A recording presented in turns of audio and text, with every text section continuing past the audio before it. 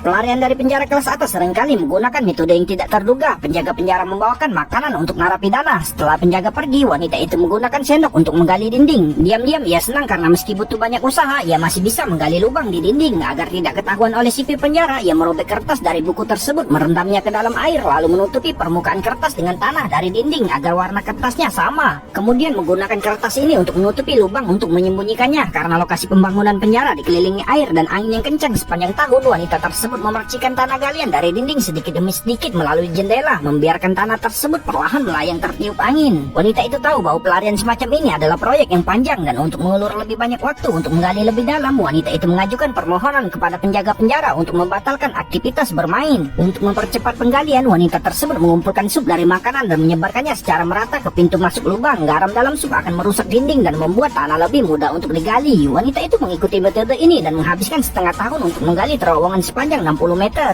Setelah semuanya sudah siap, pada hari ini jaksa datang untuk memeriksa penjara, dan wanita tersebut melihat sebuah peluang. Ia tahu bahwa untuk menyambut atasan yang datang, para penjaga penjara mengadakan pertunjukan. Jadi ia segera keluar dari sel. Karena ia tak keluar selama setengah tahun, para narapidana di taman bermain tidak mengenalinya dan tak ada yang memperhatikan gerakannya sama sekali. Dan inilah yang diinginkan wanita itu. Saat ini semua orang sedang menyaksikan penampilan para narapidana wanita. Namun wanita tersebut perlahan mendekati mobil petugas dan ia segera bersembunyi di bawah mobil. Pada saat ini penjaga penjara mengantarkan makanan kepada wanita tersebut, tapi tidak mendapatkan tanggapan. Ketika wanita itu menghilang, penjaga langsung membunyikan alarm sehingga menyebabkan kekacauan di penjara. Demi menjamin keselamatan petugas, sipir penjara segera mengawal petugas menuju mobil dan melakukan evakuasi. Namun wanita tersebut sudah tergantung di bawah bagian mobil. Kepala penjara kembali ke selnya dan mengutuk para penjaga yang tak bisa menjaga seorang wanita. Ia sangat marah mengambil buku di tempat tidur dan melemparkannya ke dinding. Tanpa diduga, ia baru saja memecahkan kertas yang menutupi lubang tersebut.